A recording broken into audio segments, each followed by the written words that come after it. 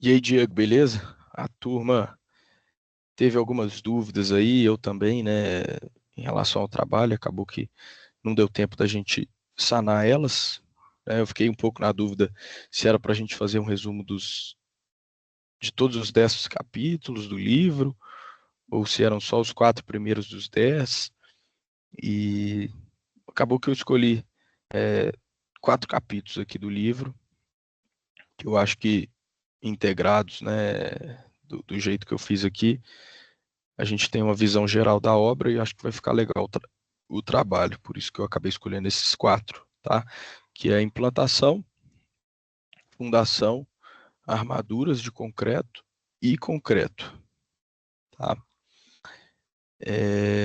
Aqui é um mapa da apresentação que fala o que a gente vai conversar e ver hoje, né? A implantação, a gente vai ver sobre locação, movimentação de terra, drenagem, canteiro de obra, segurança da obra, em fundações sobre o SPT, vamos comparar fundações raras e profundas, execução e patologias.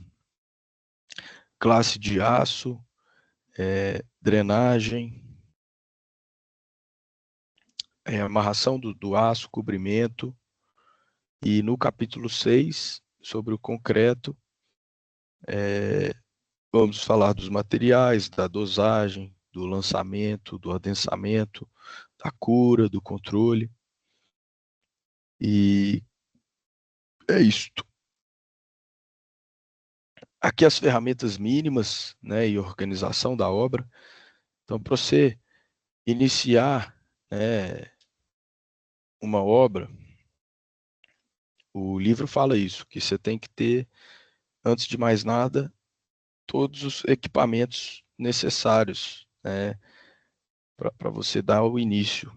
Então, assim, para a gente implantar uma obra com precisão, a gente precisa garantir que a topografia é confiável. Para a gente ter uma topografia confiável, a gente tem que ter um teodolito, uma estação total, uma mangueira de nível, né? Na locação de obra, a gente prepara o gabarito com estacas e sarrafos, linhas e pregos. E na terraplanagem, a gente tem que ter pá, enxada, compactadores, né? Um exemplo é esse aí da imagem, que é o compactador sapo. Temos que ter também rolos, né? Maiores, os rolos para compactar áreas abertas. E em segurança, é lógico, a gente tem que ter o EPI para cada área de ofício, né? Então, assim, se a gente tiver uma obra organizada, limpa, com certeza a produtividade e a qualidade vai ser maior. Aqui no slide 4, a gente tem os conceitos chaves da locação. Ancoramos a localização em referenciais estáveis, que são os referenciais de nível.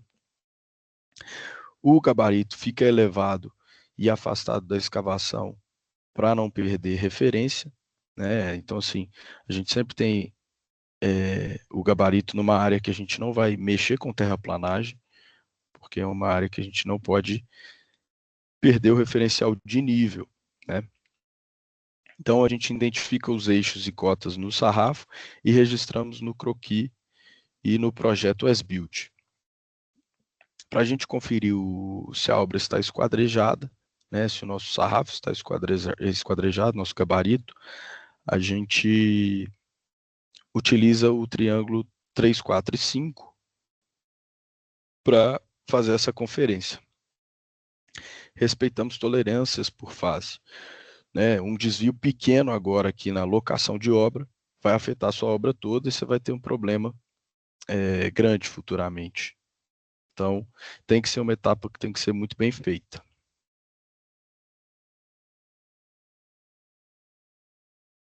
Agora, passando para o gabarito, né, o gabarito da obra.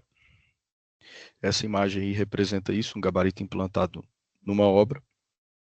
O gabarito tem que ser implantado sempre nivelado, a pelo menos 50 centímetros acima do ponto mais alto, afastado do bordo de escavação, né, aquele problema que eu falei que a gente pode ter se a gente mexer na terra onde o gabarito está implantado, a gente vai perder os referenciais de níveis, e marcamos os eixos por letras e números, as cotas no sarrafo, e conferimos o prumo dos travamentos, né?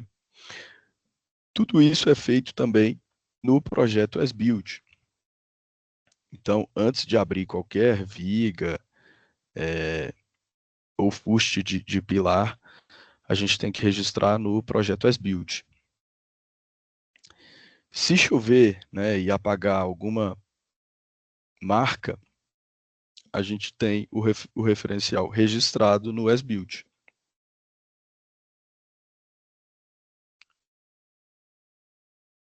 Aqui é o passo 2, que é o esquadro das diagonais.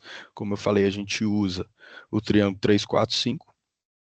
Então, para dar essa ortogonalidade, né, a gente aplica o 3, 4, 5 e confirmamos com as diagonais iguais.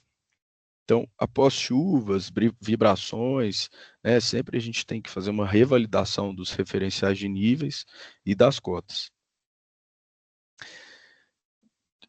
Os eixos são transferidos com prumo e laser, e existe uma comunicação que é feita sempre com o projetista para corrigir algum erro e fazer uma conferência nessa etapa da obra, né? O projetista sempre tem que estar atuando de perto nessa parte, juntamente de um topógrafo.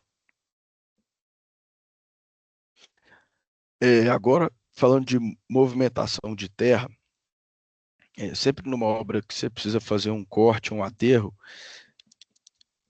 isso é feito de uma forma balanceada, para a terra que você cortar, você usar para aterrar, né?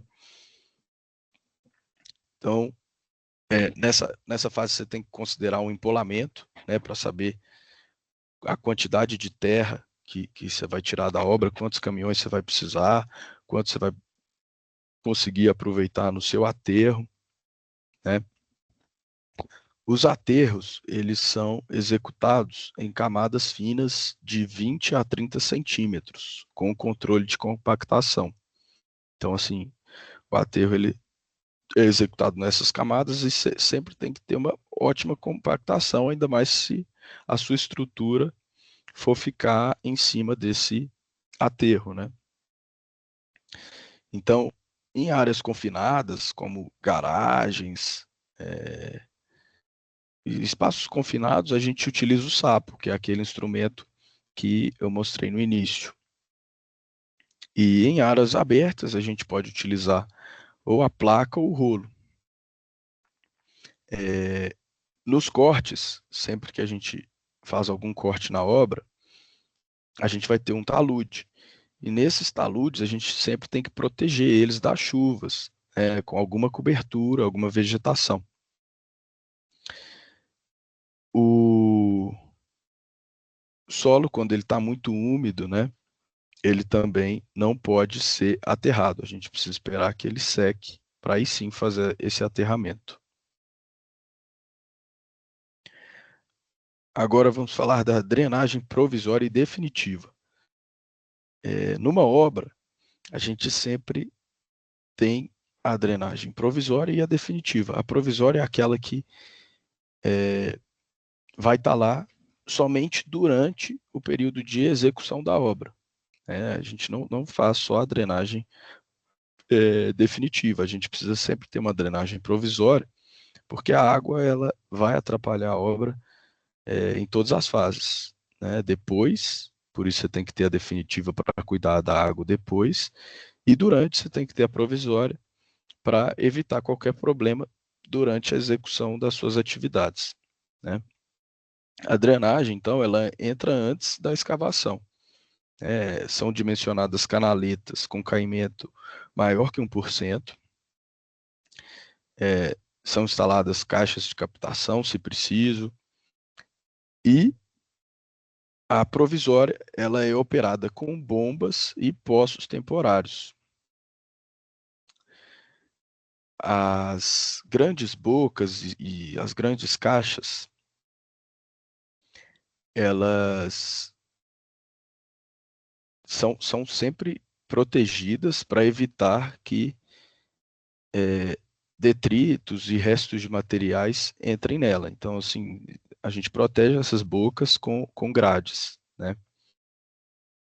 E sempre que possível, a gente tenta aproveitar a drenagem provisória para ser a drenagem definitiva. Eu falo assim, a gente sempre tenta já executar a definitiva para solucionar os problemas provisórios que você vai ter durante a execução da obra, né? Depois que a drenagem está pronta, é sempre necessário que após as chuvas, os, os drenos sejam inspecionados, né? Se teve algum recalque, alguma erosão, para que não afete a drenagem provisória que foi feita.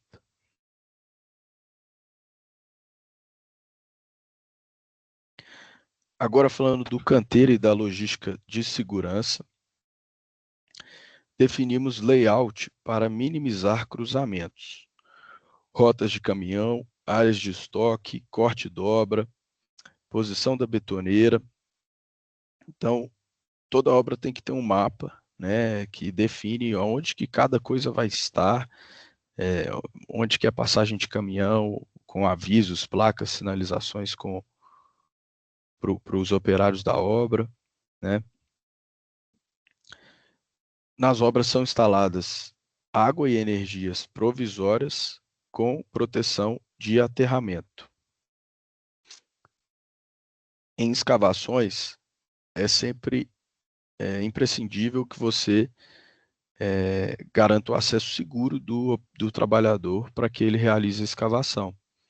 Então, o escoramento ele é necessário e tem que ter, né?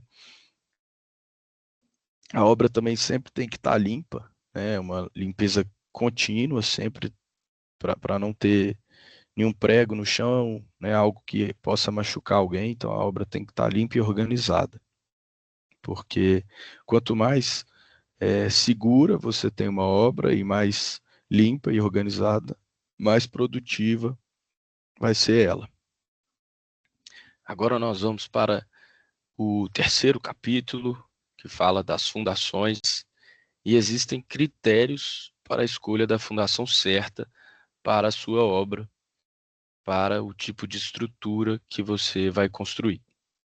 Então, fundações são elementos que transferem as cargas da estrutura ao terreno, garantindo estabilidade e limites de recalques, né? Para escolher a fundação ideal, a gente relaciona as cargas e o perfil geotécnico, né, que é adquirido através do SPT. O SPT não é nada mais do que um exame de sangue do solo. Quando você está doente, você está passando mal, ou então, quando você quer descobrir alguma coisa do seu corpo, você faz um exame de sangue, né? Então, a mesma coisa do solo. Para você descobrir como que é o solo, a resistência, de que é feito, você faz o teste SPT, e no teste do SPT, você vai te dar as camadas dos solos, né, os materiais, e vai te dar as resistências dessas camadas, e também no teste SPT você vai ter o nível da água do solo.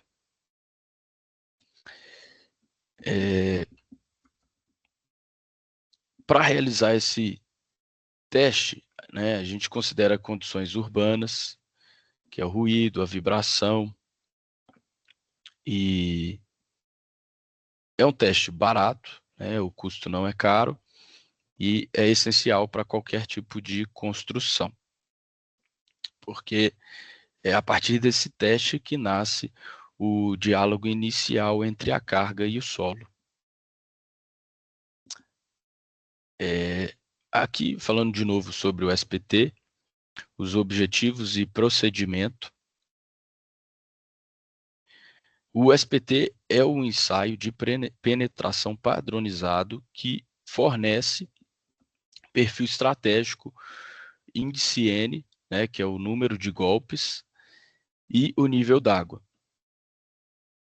O SPT ele é rotineiro, econômico, e tem a NBR 6404, que rege o teste SPT.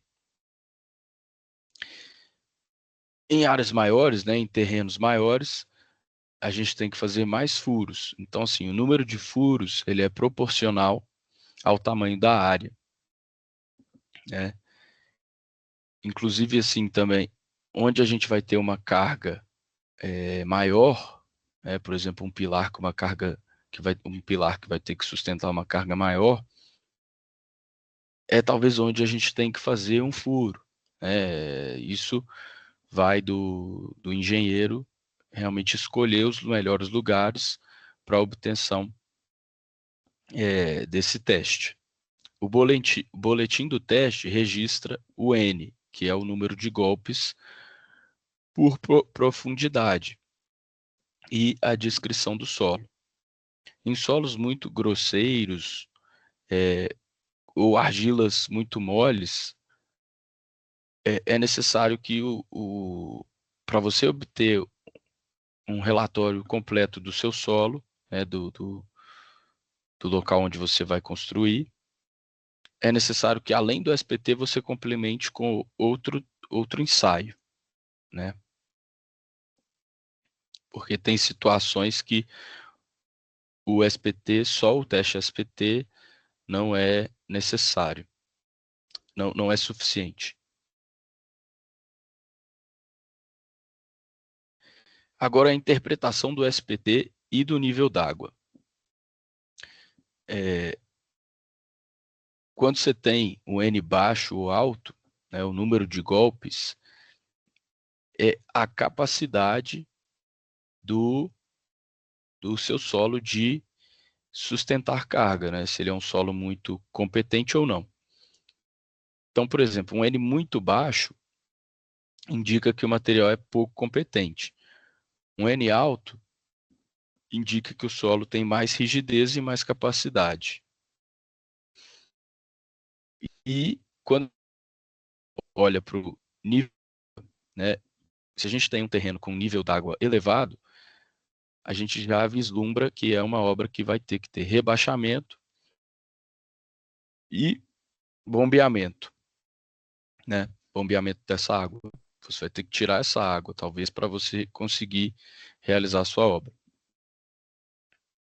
A gente tem que ter cuidado em concretagens submersas, porque às vezes o concreto pode se misturar com essa água excessiva e deixar de ser um concreto resistente, porque ele vai ficar com nível de relação água e cimento diferente do que você pensou para aquele projeto, né? Vai estar com mais água do que você queria. Então, em projeto, a gente estima a capacidade de carga e do assentamento do solo, para aí sim montar a fundação. Agora falando das fundações rasas, né, entre as rasas, o livro traz para a gente as sapatas, blocos, radier e vigas de fundação. Essas fundações rasas, né, a maioria, na verdade todas elas, você tem que ter uma superfície de apoio regular, né? Você usa o concreto magro de limpeza para regularizar e fazer uma drenagem para manter a base do radier, a base dessas sapatas, sem água. O radier, ele costuma aparecer quando há muitas sapatas próximas, né? Então aí você pula para o radier. E conceitualmente, o radier, ele é uma laje sobre o solo, que a finalidade dele é receber todos os pilares, todas as cargas da edificação e distribuí-las no terreno, né? A gente usa o radier e as fundações rasas quando o terreno não oferece resistência suficiente para uma fundação direta do tipo sapata. Então, assim, quando você tem um terreno com o N do SPT menor, né, ou seja, é um solo ruim, o radier pode ser uma solução.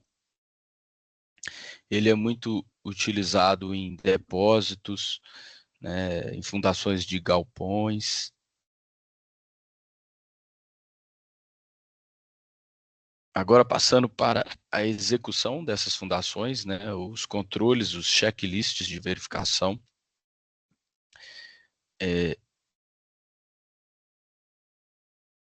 Para início de conversa, a gente sempre tem que verificar as dimensões, né, verificar se as dimensões estão sendo feitas, executadas conforme o projeto, né. O nível da base, se está correto, a posição das esperas, né, se o aço que está sendo utilizado nessas esperas é o aço que está sendo requerido no projeto. E na hora de concretar, né, a gente tem que conferir se o cobrimento, né, está sendo também executado da forma correta. Esse checklist é sempre muito importante porque ele amarra o projeto à execução e previne falhas que podem virar patologias futuras. As fundações as cravadas, as escavadas e os tubulões.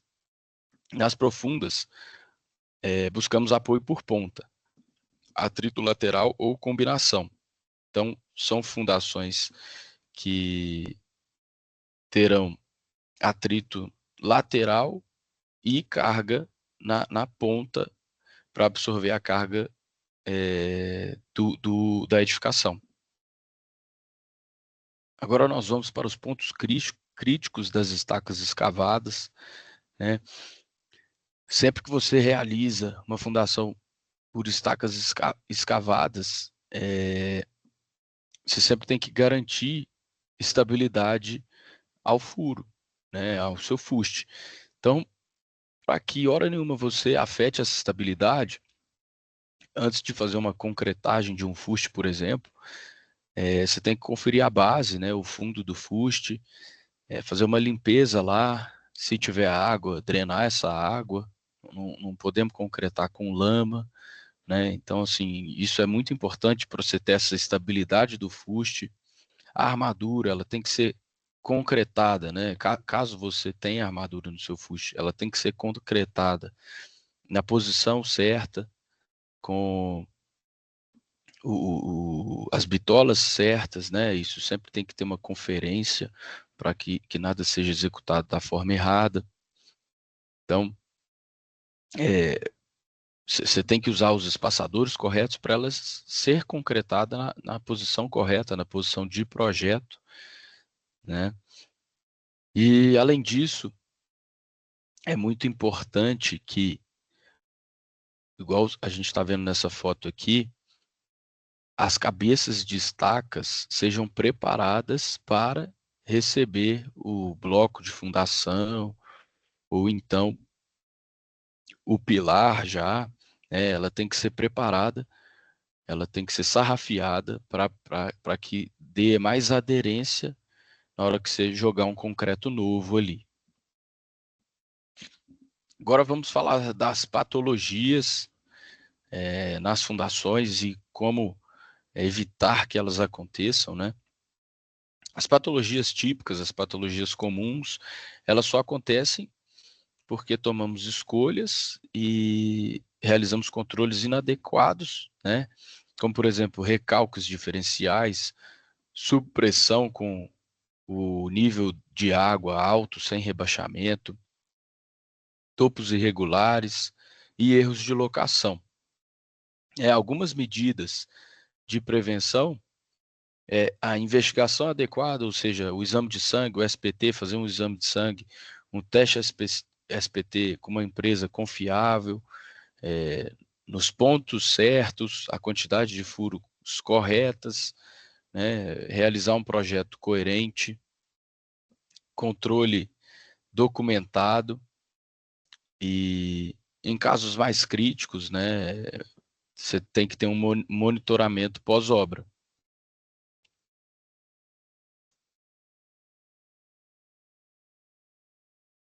Agora vamos para o capítulo 5, vamos falar sobre armaduras.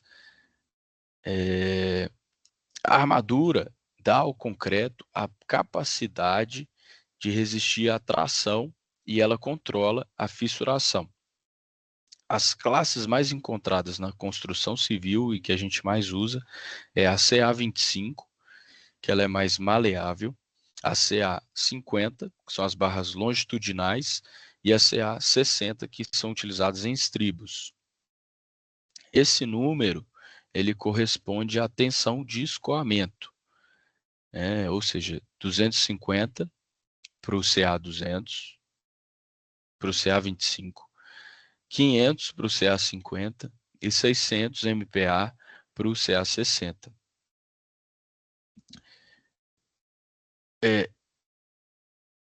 Os conceitos de aderência e ancoragem, eles são a base, né, para ler e interpretar os detalhes de um projeto.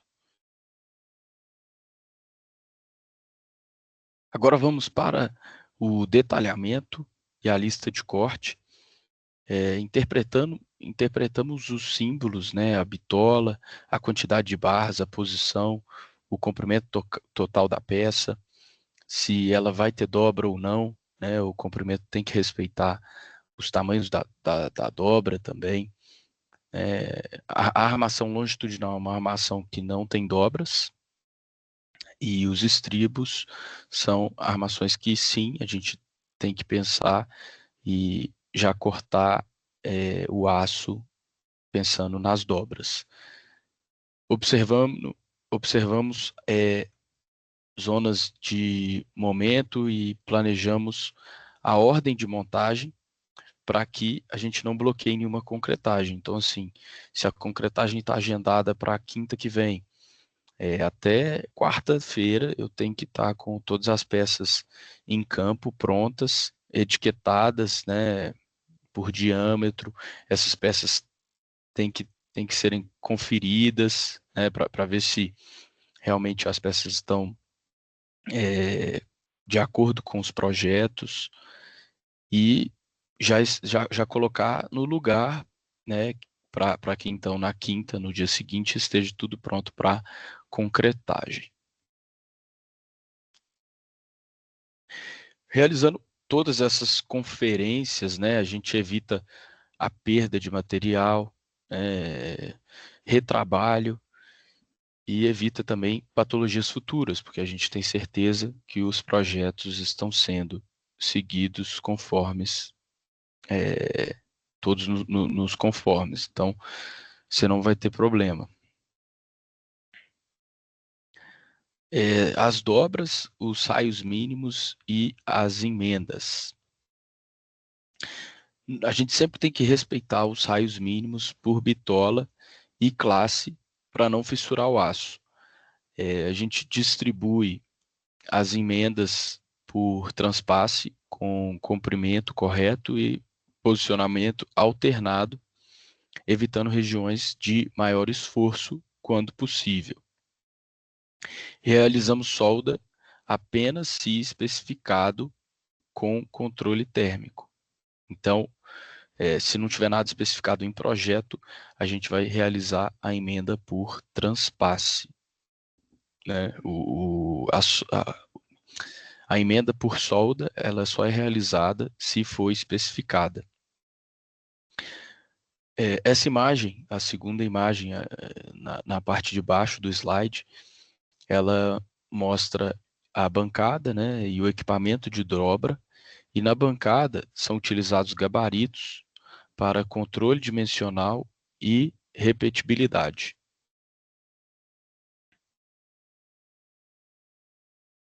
Cobrimento e espaçadores. É sempre necessário aplicar o cobrimento conforme classe de agressividade e tipo de elemento, né? Viga, laje, pilar ou fundação. São selecionados espaçadores adequados de plástico, argamassa, tem o cavalinho também, que é o aço dobrado, e a gente distribui esses espaçadores pela peça sem criar sombras na concretagem. Então, antes de concretar, a gente sempre tem que conferir se os espaçadores estão posicionados corretamente, para que você evite patologias futuras e brocas em pilares, por exemplo, em vigas também.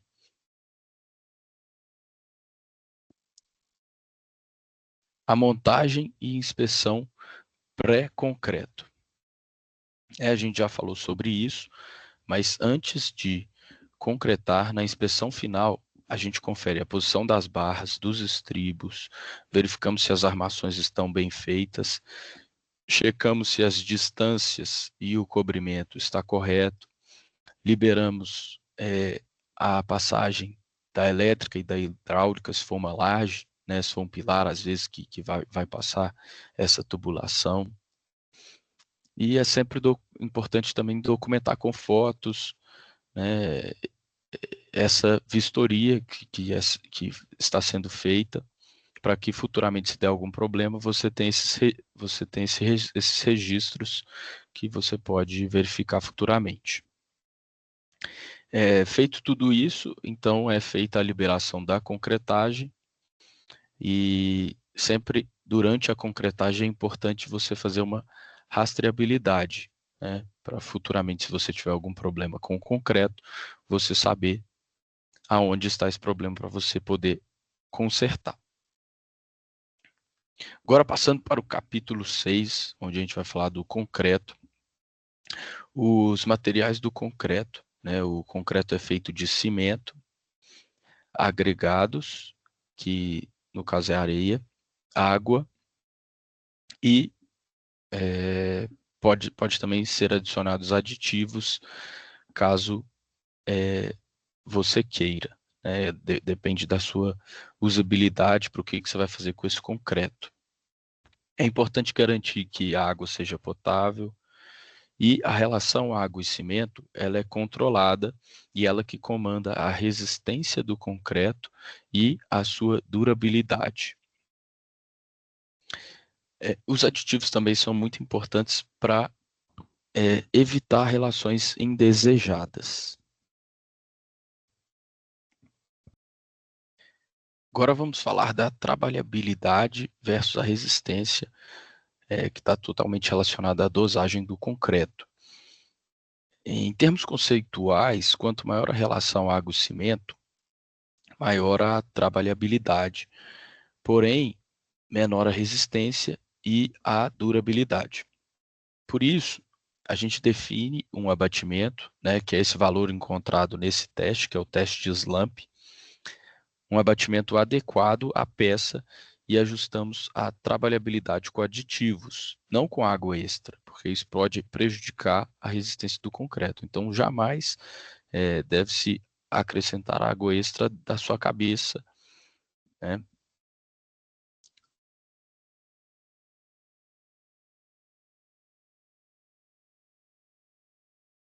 Produção manual na betoneira e o concreto usinado.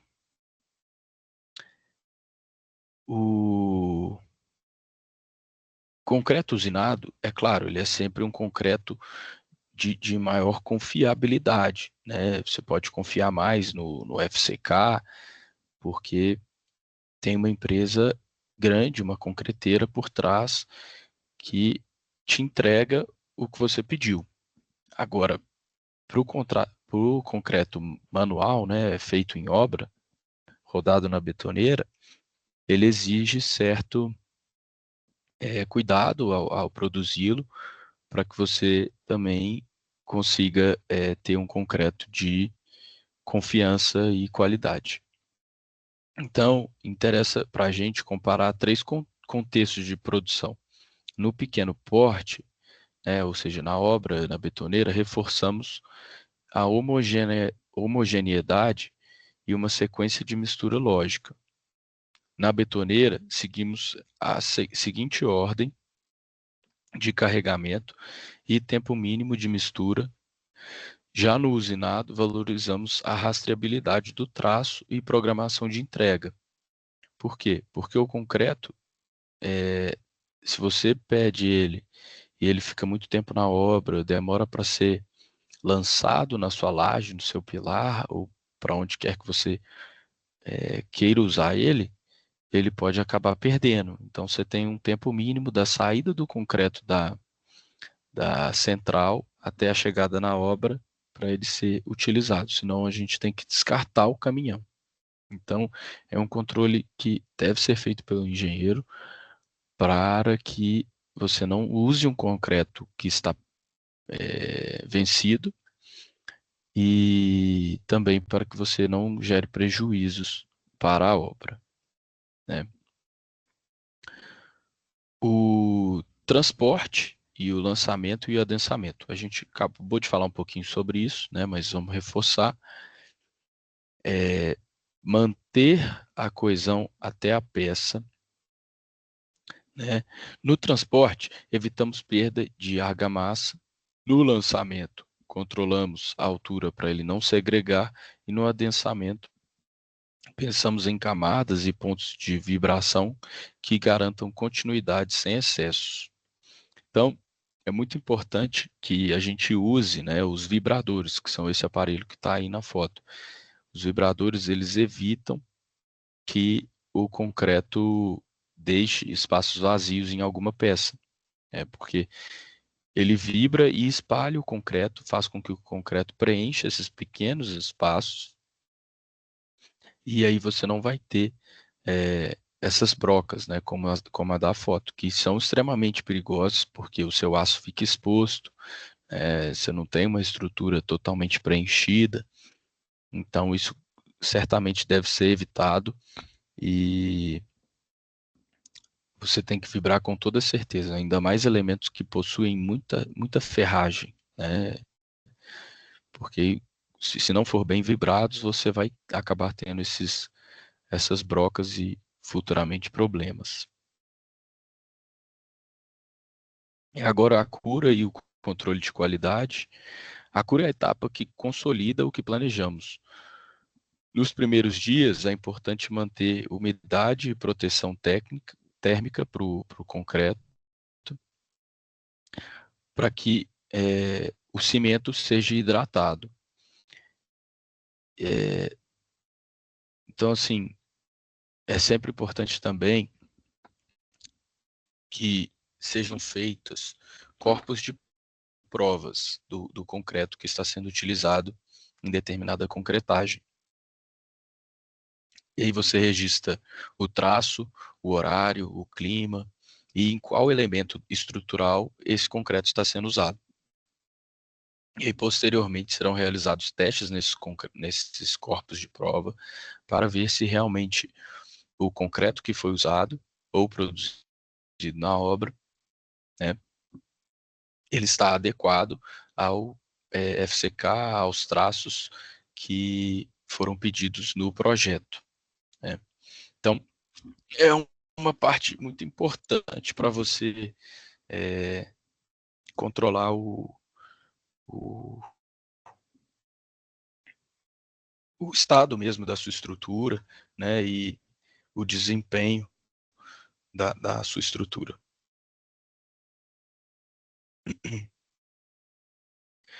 Erros muito comuns.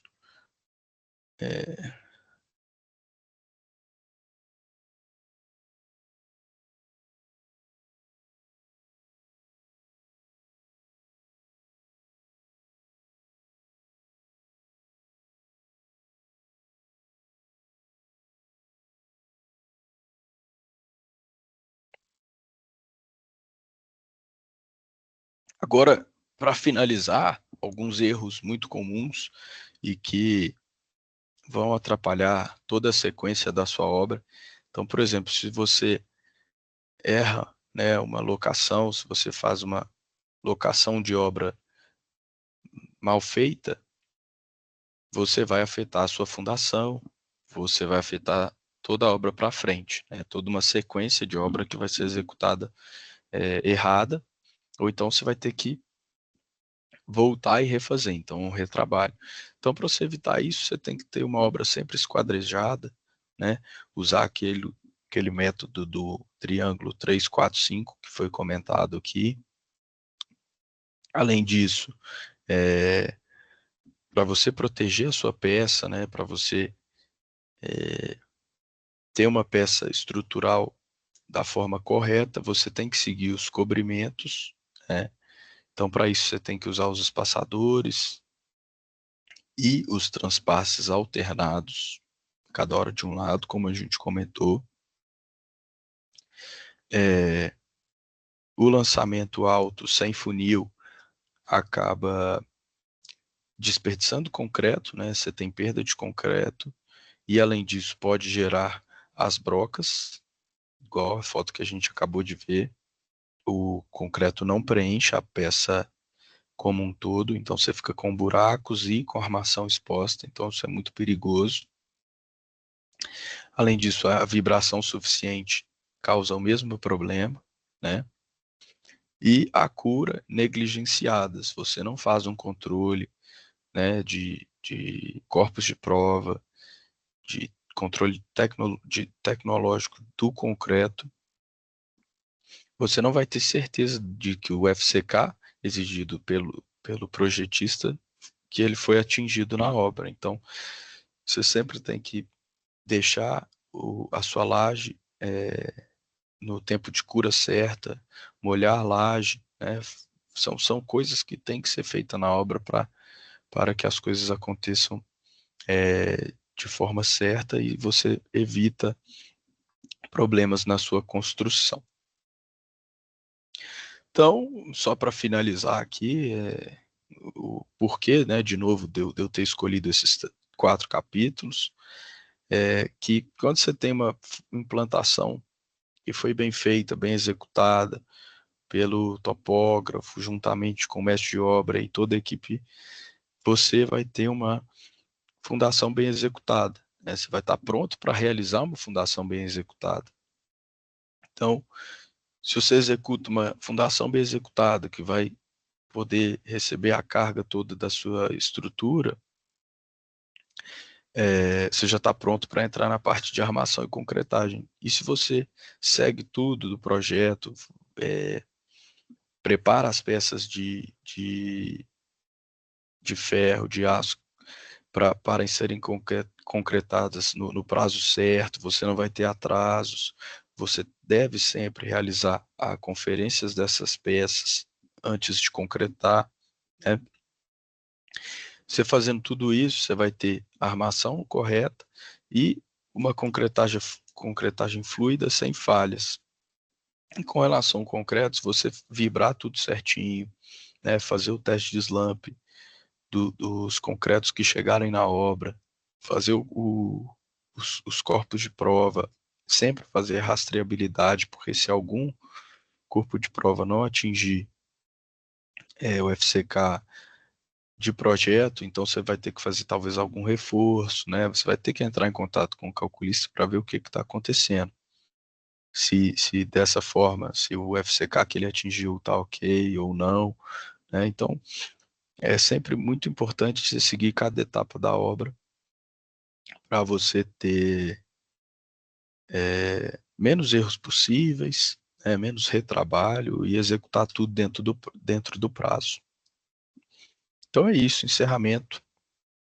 Foi um trabalho que eu fiz aí basicamente do canteiro, né? Você pegar um canteiro de obra limpo, sem nada, até o FCK, que é a cura do concreto, né? E como eu acabei de dizer, se você tiver disciplina de execução, você vai ter qualidade.